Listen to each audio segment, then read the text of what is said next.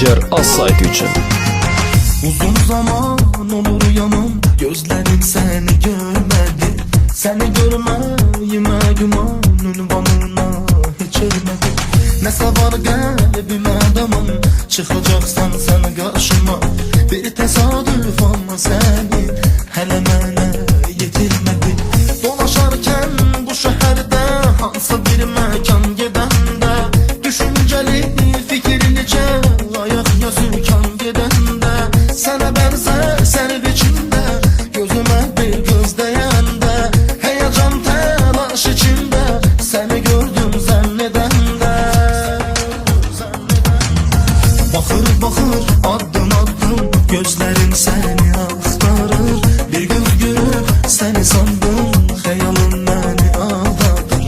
Bakır bakır adım adım gözlerin seni aktarır. Bir göz görüp seni sandım, hayalım beni aldatır.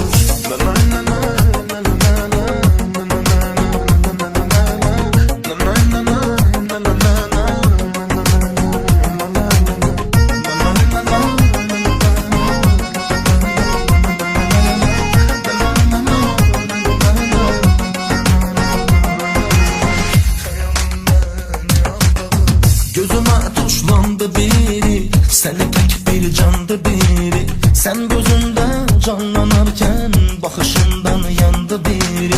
Gözüme tuşlandı biri, seni tek bir candı biri. Ben onu sen sanarken beni şur göz sandı biri. Neler neler olur bana, başımdan hoşum mu gelir.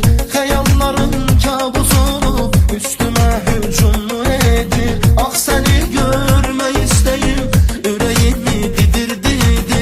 Özümde bilmeden seni yaktarışım mı gelir.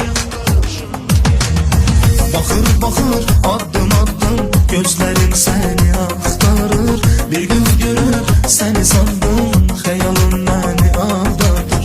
Bakır bakır adım adım gözlerim seni aktarır. Bir göz görüp seni sandım, hayalım beni aldatır. Bakır bakır adım adım gözlerim seni aktarır.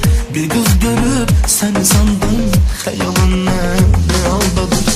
Bakır bakır adım adım gözlerim seni aktarır. Bir göz görüp seni sandım, hayalım beni aldatır. Danger.az